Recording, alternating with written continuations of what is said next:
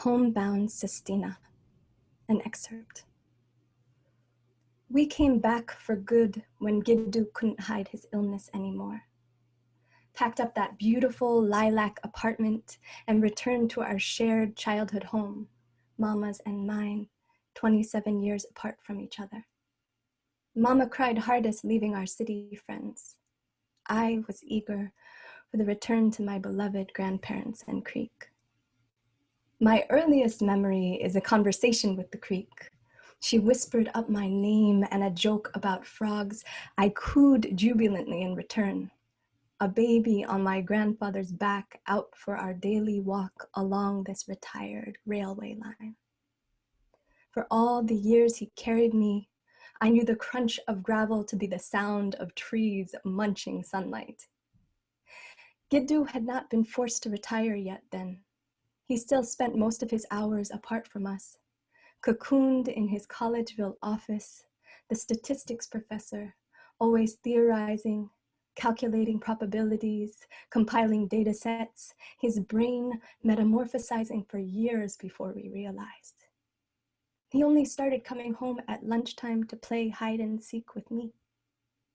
The family says my birth returned joy to him, that I restored his disarming laughter. We don't hear it much anymore.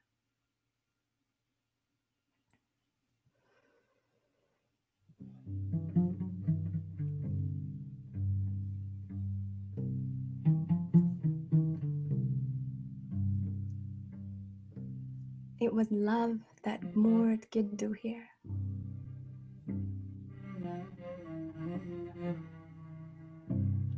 Anchored him to this country and the Keystone State.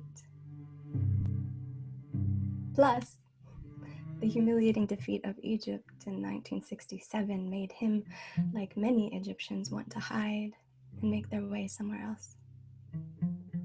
Giddu, here for graduate school, studying math on scholarship. First to leave his Delta village, first to desert the creek there, one that was a flourishing tributary of the Nile once.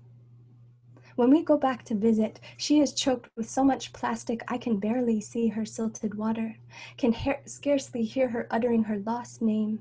Here instead, ibises ask, what color is the water where I'm from? And the sounds of my great aunts weeping joy at their eldest brother's return. He, their heart, the one their mother taught to dance, the one who was her enforcer, the one who shook and twisted their growing branches.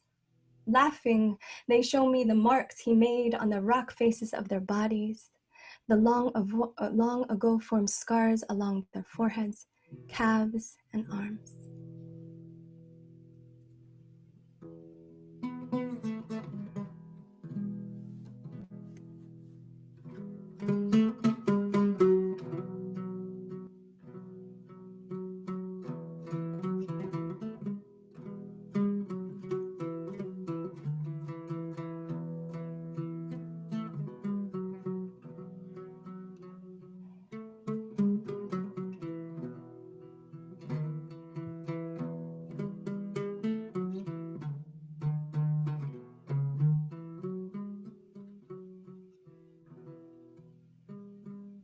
Lately, Mama has been calling up all of our relatives on both sides to say the likelihood of Giddu making any more visits to them is very, very slim.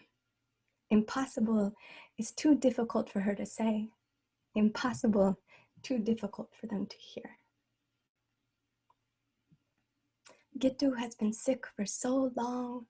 I have a really hard time remembering him, not forgetting, not speaking without jumbling his words, not suspecting anyone of taking his things anymore. Teta and Mama insist that I still have so many memories from before that I can recall if I just try. They push me to stretch my mind back into the bedrock of myself. This just makes me back away, tired and hidden. How much more do they want me to cry for a return that cannot come? I am an eggshell boat on the Perkiomen Creek, trying to keep from coming apart.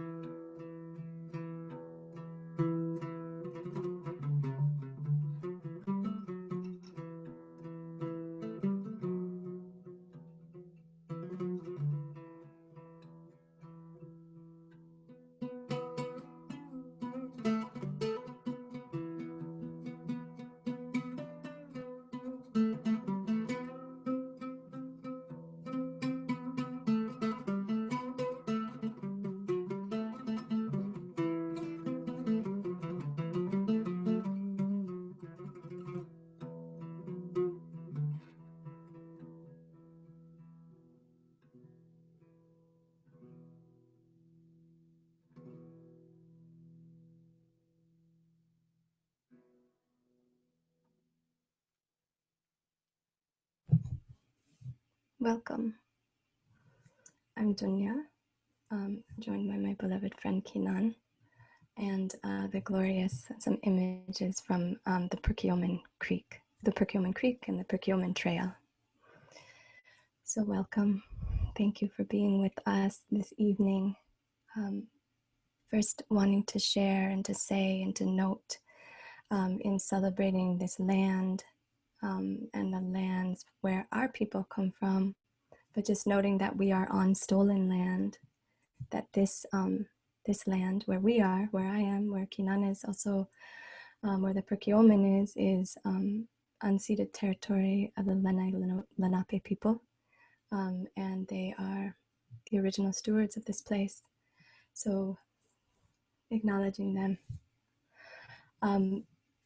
What you've heard thus far, besides Kinan's beautiful genius and generosity in all things music, is some selections from a sycamore psalm, which is a site-specific story in verse that is inspired and informed by the Perkiomen Trail, by Montgomery County, by my family, and is part of an incredible project called TrailOff. And so this is part of TrailOff's launch. And 10 different writers were paired with 10 different trails throughout the Philadelphia area. So I was lucky enough to be put together with the Perkiomen. How are you feeling, Kinan? Good, excellent, actually. Beautiful. I'm so happy that we are here together this evening, and so happy that you are part of this project. So when the app launches next week, and as you walk, it is geolocationally targeted as you go, then the story reveals itself along the way. And now the Perkiomen is saying, please take me off of this call. There we go. So it's just us. I want to also acknowledge and name all the beloveds here this evening. So thank you all for being here. And also, name that my father is also a huge part of this story. So what are you thinking? So we talked about having a picnic together. Can you talk a little bit about what we talked about, Kinan? Yeah, it was, the whole idea about today is just really like, I don't know what's the exact word, but like it's almost like enjoying this time. There is an expression in Syrian Arabic actually, to go on a picnic. We call it seiran, but actually picnic, you might imagine something that is organized. You know where to go, you know where to sit. You might have made some phone calls that for booking something. But Seran, it's not like this. It's a picnic, but it's so unorganized that it's so much fun. And I mean, of course, we did organize, Donia and I, but I yesterday, like we were talking, I told her I wish if it's gonna feel like Seran, which is in the moment, like we can just like improvise to see how we feel at this moment. And I think so far it feels like Seran for me. That's so beautiful. Yeah, I also feel like we'll share pieces from the story, and also just talk about what inspires us. I think like spontaneously, what's bringing us joy, where our heart is aching, stories about our beloveds, and and inviting. I think a couple of some evocative maybe questions will be put into the chat, and if you want to share, we'll also welcome you warmly into our circling. In investigating this this piece, I was really thinking about the protagonist, or the speaker, is a young person who is experiencing a lot of tumult in their family around caregiving and the illness of their grandfather. And so taking a lot of shelter of the creek and the, you know, and the trail, and also of the kind of refuge that can be found in poetry and found in a journal, right, to process into things that get brought up. But I was also thinking a lot about all the things that we see and don't see, you know, and I know that we are both admirers of living beings, of gardens.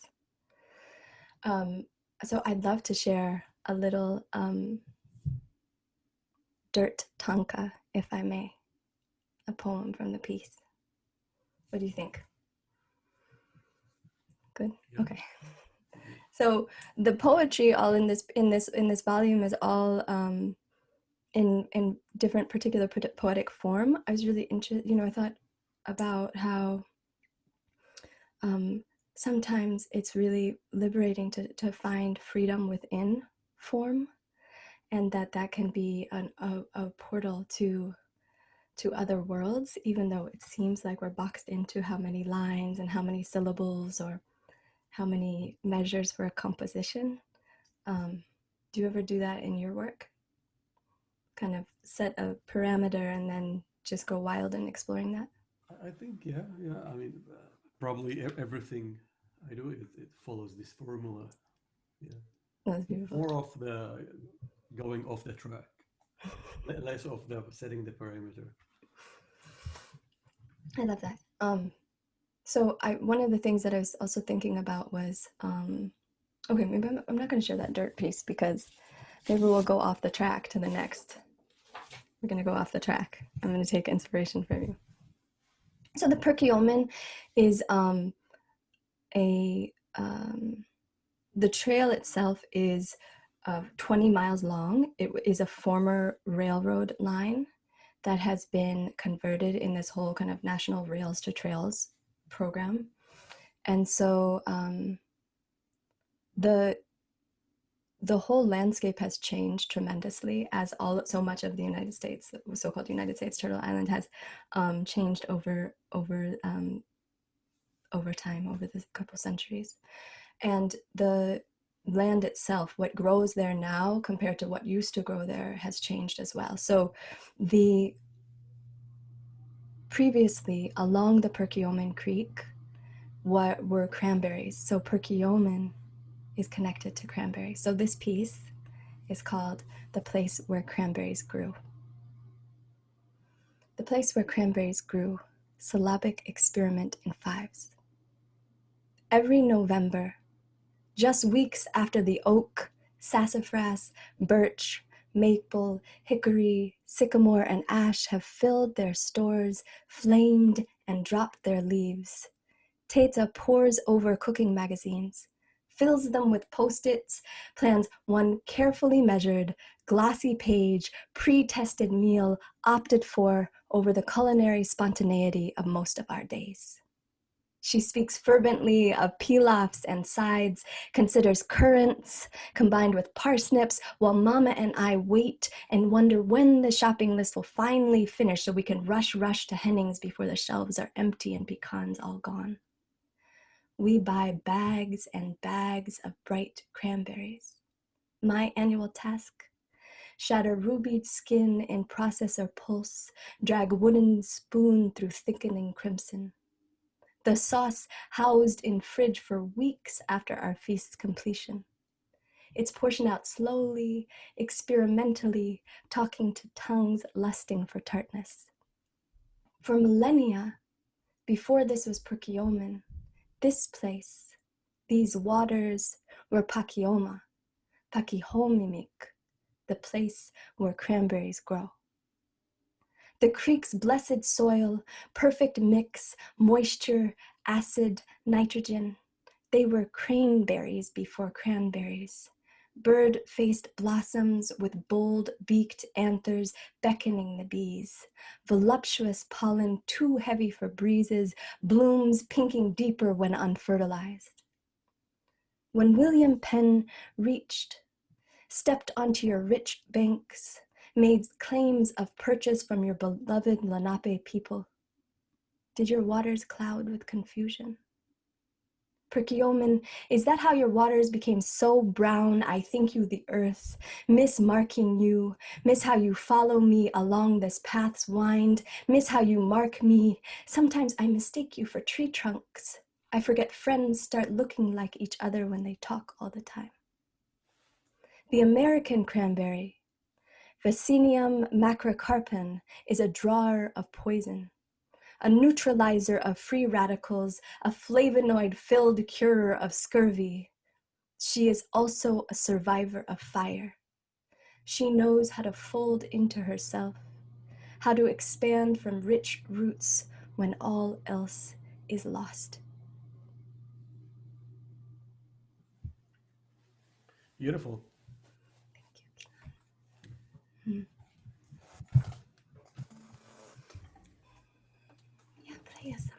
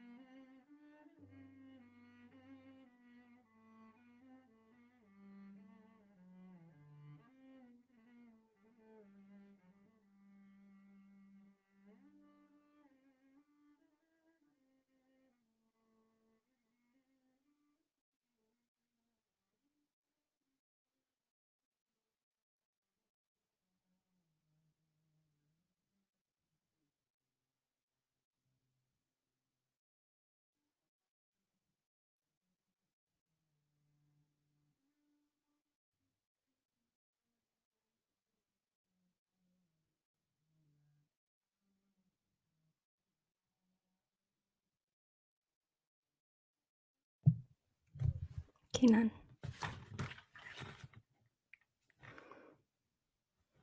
We can't hear you.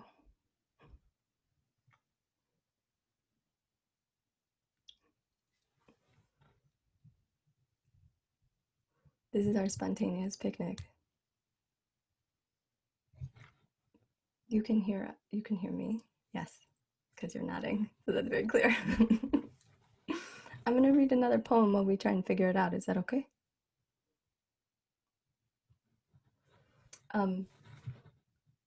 So one of in investigating the piece, is also looking at, of course, human history, but also the natural history in the area, and noting that the vast majority of Pennsylvania's old growth forests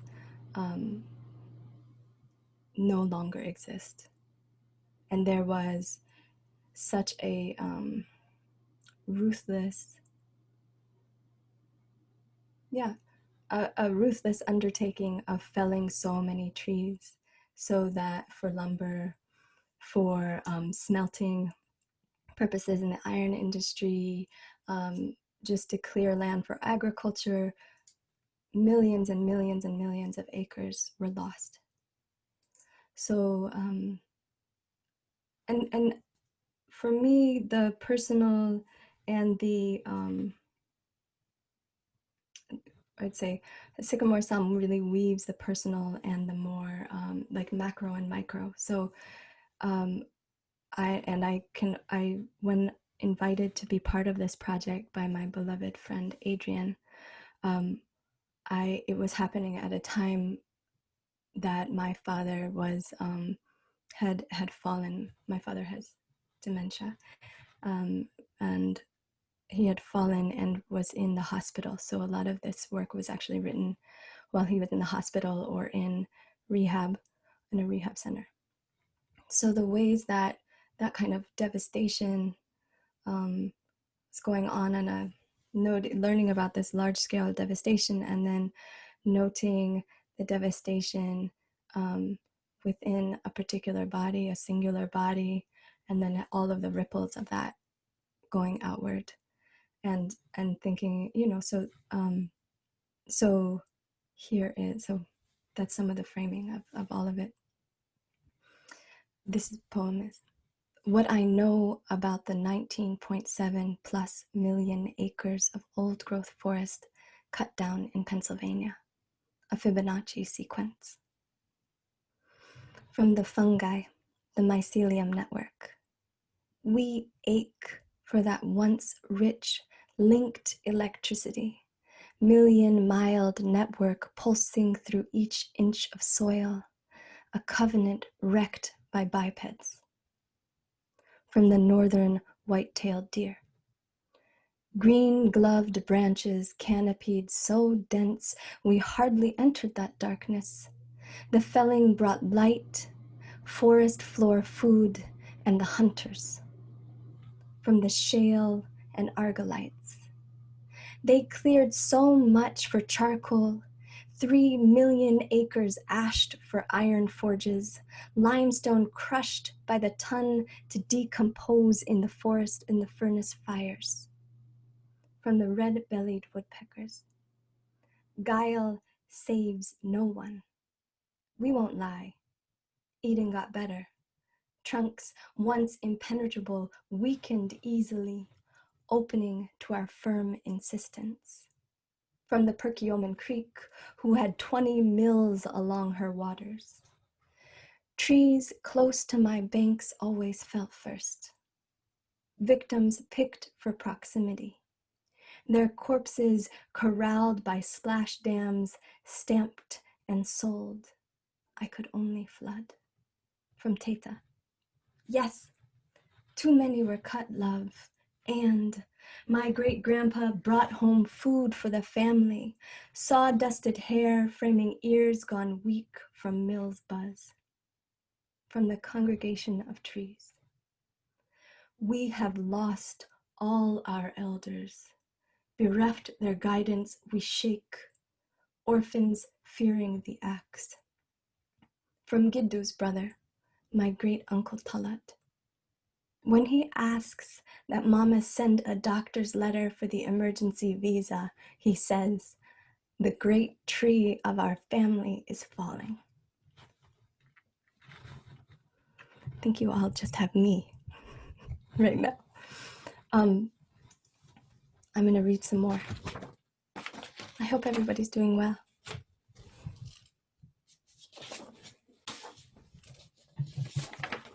So I'm a child of diaspora, and that often, welcome back. So glad you're here. Can we hear you? Inshallah.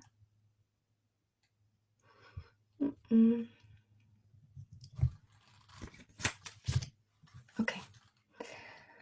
So I'm always thinking about language because I grew up in a home where my father didn't teach us Arabic, and I really wish I knew how to speak Arabic. So for me, the interesting or something painful, like interesting and ironic, I guess, is that my father, and I am not an only child, so my brother also have a beautiful brother who put together that Creek video. But my father lost language and he lost English, and so would speak to us and still speaks to us in Arabic when he speaks these days. So the disease he has, it's called primary progressive aphasia. Praise song for primary progressive aphasia, a study in deforestation. Praise her jaw inlaid with 28 diamond incisors, hard sparkle sharp even in post-meridian summer glow. Praise her quicksand breath, tar and quagmire whelming every thought's extension.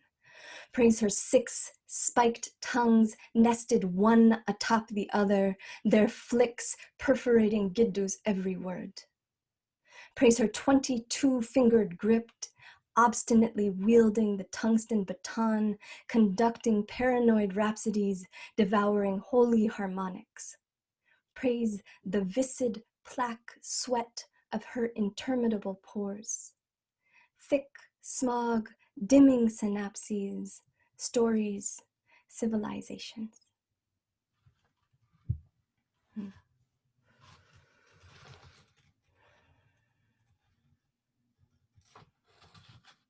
Let's see.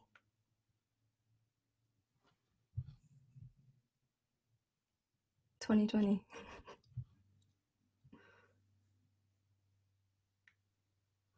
Can we hear you? I think Yes, something. should be right. It's a little soft.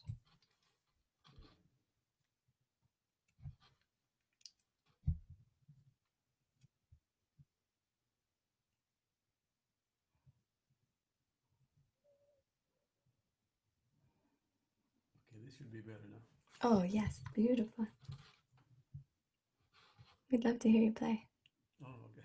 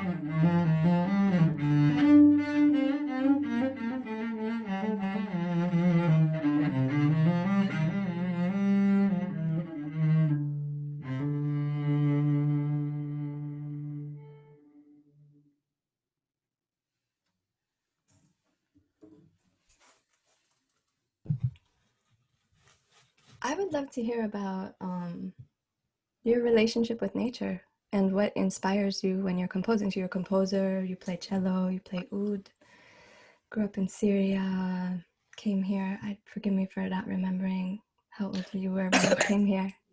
But I would love to, yeah, how do you relate to nature? I mean, I think I'm a tree hugger. I literally hug trees for different reasons. Uh, I don't believe in, I mean, I do eat meat, and like the Native Americans, actually, funny enough, that I believe in honoring the animal by keeping its parts. And the same way, I believe by honoring the nature by keeping wood. Of course, not by just cutting and killing everything that is green, but in a way that, for instance, every time I see a wooden table, I really have to touch it. I feel like there is a connection, even if I'm like wherever it is. Even with the coronavirus, I have to still touch like wooden surfaces because I think it's alive and it's very, it feels as much as it makes us feel. So I don't think this is related to being in Syria. And to answer your question, actually, I was I came here 20 years ago. Hmm. 20 years and 1 month. Right now, it was the year 2000. And yeah, I came to study music. Um, of course, I did enjoy like the vast and very like many landscapes that you see in the United States. But what I miss most is that the edge between the desert and the mountains, the green mountains. Hmm. It really like when you pass it, it almost feels like you traveled in some like time continuum thing that it's so different, so different. Hmm. I'm also thinking, I'm thinking about how, well, two things came to mind. One was when you're talking about wood, was just that thinking about how deeply you have and all the oftentimes relationship with wood with your cello and with your oud. Yeah, That there's this way of a continuous kind of reciprocal touch that's going on. yeah, And then I was also wondering about home, and that being what you're talking about that place, that liminal place, that in-between place, the mountains and the desert, and like how we share home with people when we can't go home. I'm curious about ways you share home when you can't go home. I don't know if I can answer this question, but I can answer a question about home in general. Um, I came in the year 2000, and really the first maybe 10 years being here every day. Hmm. I keep waking up every single morning thinking I'm still in Syria. Like I get slightly surprised that I'm not in my room in Syria. Then I began getting used to it, but I really like I still have no place to call home. And I still have actually I intentionally keep things in boxes because I know that I'm not gonna stay here for a long time because I know that this is only passing. I'm gonna go. Maybe I have this Bedouin uh, blood in me that I know that I'll be moving, but when I don't know. So I always have this plan B, box that I have some precious stuff, maybe old notes or like old sheets of music. I always keep it, just in case if we're gonna have to move again. So home is, and this is very recent. I think home is slightly undefinable right now. Mm-hmm.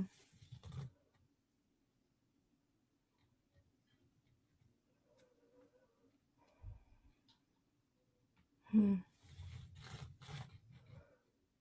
Yeah.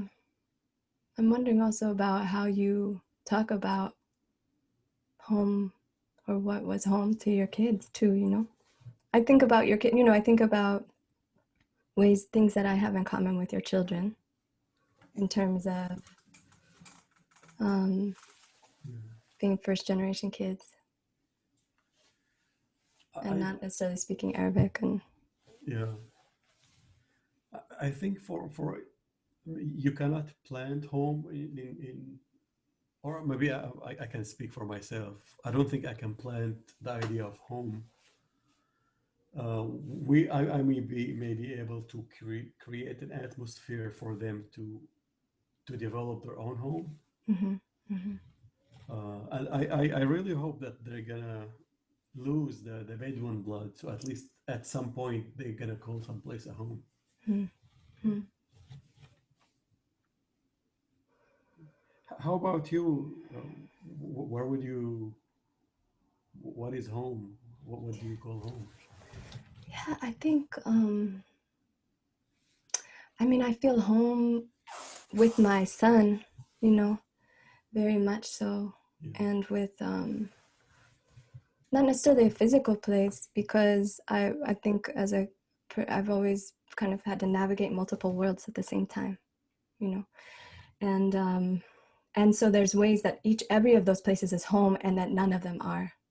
So there's ways that there's this kind of simultaneous anchoring, and also this beautiful, can be beautiful, like fluidity to be able to move between worlds. So, I mean, I feel, you know, and we were talking about the other day that we're feeling like when, for instance, like we go to our village in Egypt, shout out to Abu Mashur, then that feels like there's a way that I feel like I can breathe there that I haven't been able to breathe other places, right? Or you go to our family cemetery there. So there's ways that feels like home, but also at the same time, you know, home feels more connected to relationships, you know, and to that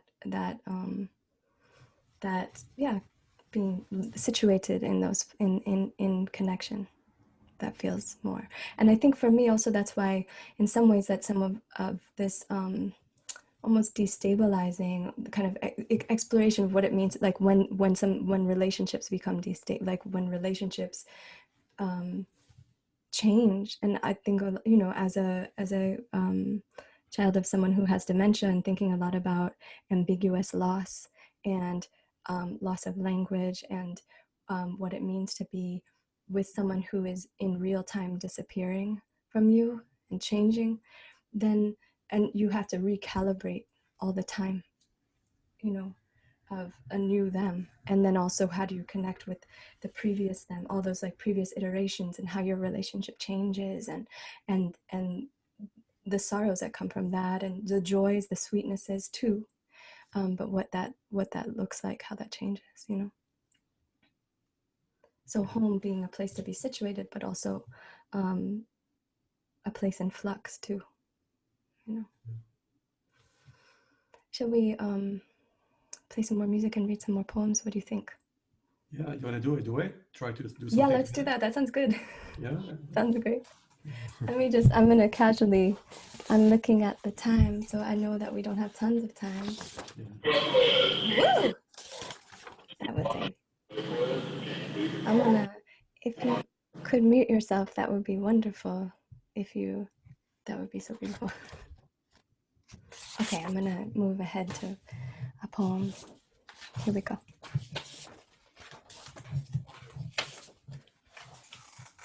Yeah, let's do this one together. And if you have the chance to make it out to the creek, to the path, I can't recommend it enough. It's so lush and beautiful, and just a beautiful place for oxygen and respite and contemplation. Here we go. Recantation, a palinode. 1. Chilled in shadow's shade, I long for light. Stifled by my family's thick, sorrowing air, I make myself a starling. Sail above the bone-erupting earth, drift over meadows span, I shift with wind and whim, a spontaneous murmurator, freed from peg tube feeding schedule and bedsore prevention protocols.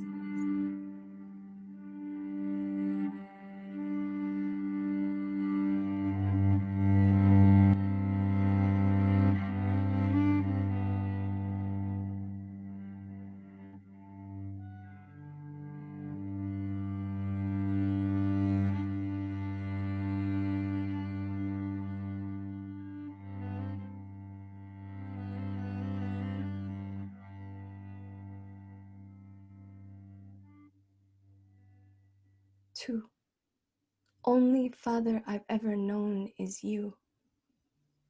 Embarrassment has rushed over me when by your side, at the barber shop, in the restaurant, at the recital, along the trail's path, your body and confusion strong, my humiliation stronger.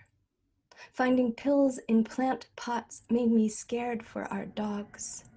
Watching Mama's smile disappear into the tall grass of caregiving iced me some.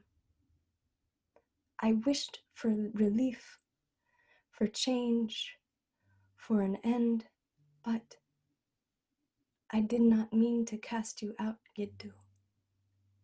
Did not mean to cast you out, Giddu. Not mean to cast you out, Giddu.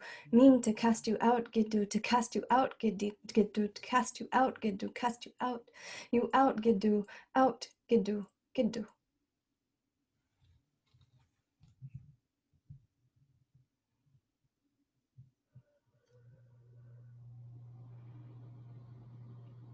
Should we keep on going? What do you think?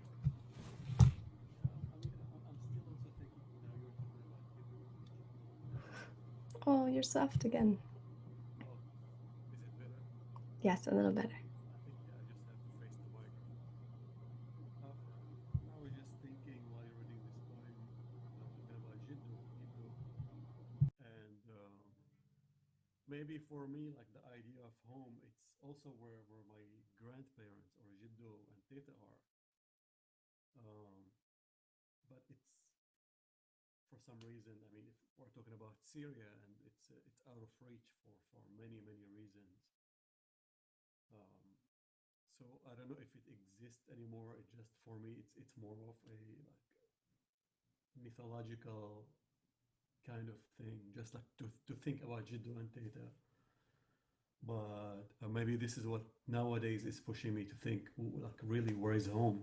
Where is home away from the real home? Yeah.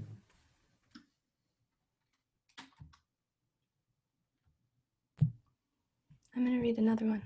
Yeah. Maybe we can do this one together too. Yeah. I appreciate that so much too, around the myth of home, or that there's a home that we can't return to. Yeah. I think about different poets that talk about that too. I think about Safia al-Hilo, who's talked about that, such a beautiful poet. And in that even if there's a return, it's so different, like it's inaccessible still. And the heartache there, and the sweetness in this kind of the myth of it, or the something, the bittersweetness. Yeah. Maybe we can do this one together too, if you're inspired. Unsolicited advice. Oh, I skipped ahead. I'm sorry. We're towards the second to last page. Okay.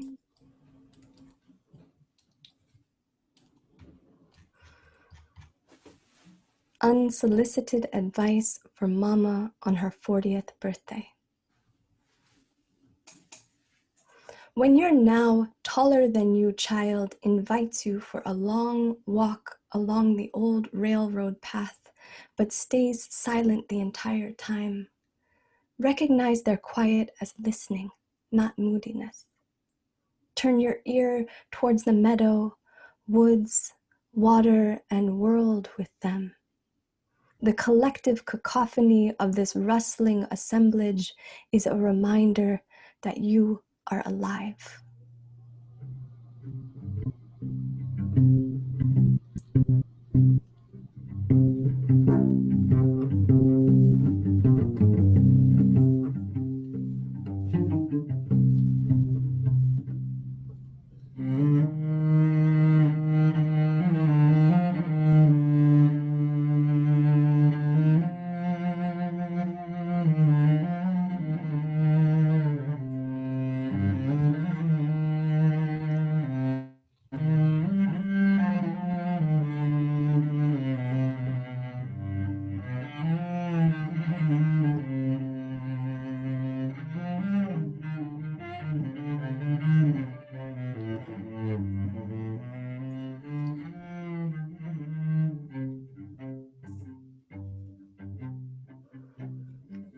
Your hungers too are real and needing to be heard.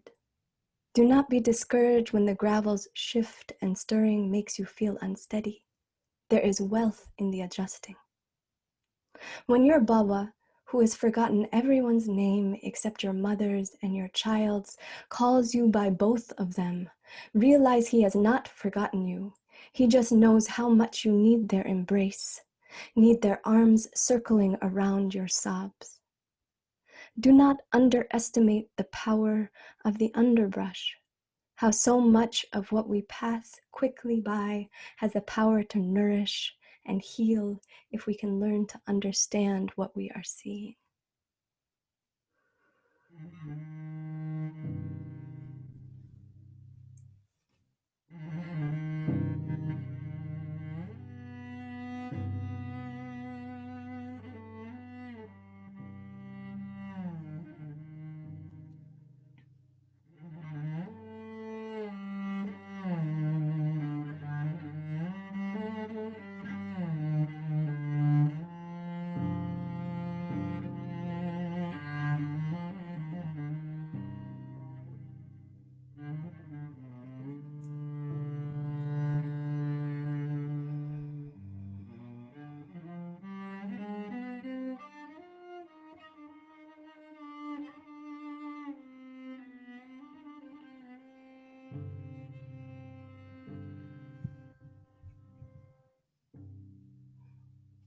Rest assured, the lemon juice and chili will bring out the perfect flavors of the baba ganoush, even if you think it will be too sour or too hot to bear.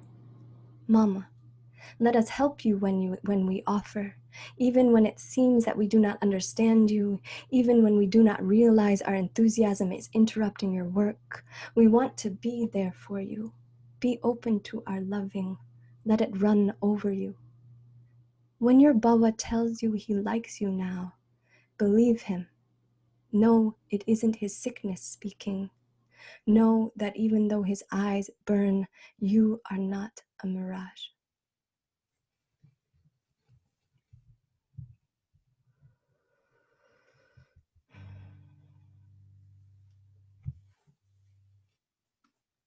People have been sharing some beautiful remembrances of home. Thank you all for sharing. Maybe we can share just a couple more pieces, short pieces. And then, or one more short piece. Also wanting to name that today is the 40th day since the explosion in Lebanon. So honoring all the lives that were lost, and also the lives that have been lost, all of the grief that's there, all of the collective sorrow, and the tremendous amount of work that it will take to rebuild. And also noting and sending love to all the people that are experiencing all the fires out west. I'm so happy that we've spent this time together, Kinan. And you're frozen. Oh, you are? Okay, no, you're not frozen. You're just very still, beautifully still. It's a beautiful story. Yeah, thank you. Thank you. So maybe I'll share one more, and then if you want to play some music for some minutes, and then we'll close. Okay. Is that all right? I'm gonna check over here. Yeah. One more, short one. Tata's Tree, an ABC Darien. Accept the story as incomplete before contemplating driving expert fingers into its gasping holes. Consider these gaps islands in our creek instead, oases for the journey. Be patient in this gathering, this new knowing. How lucky to know anything, to roll names of those gone on one's tongue.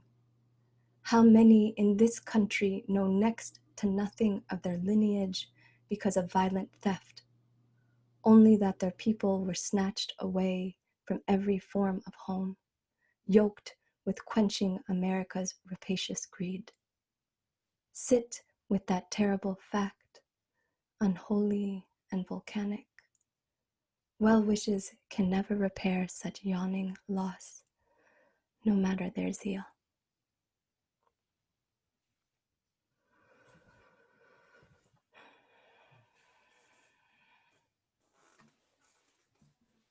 switch instruments. Mm.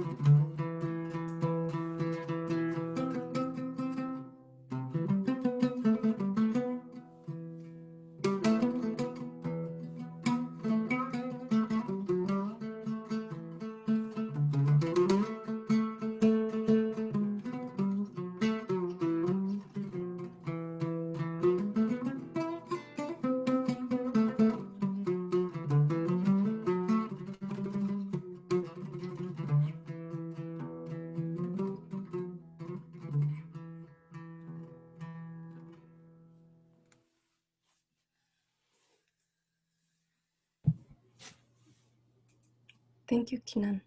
Thank you. Thank you.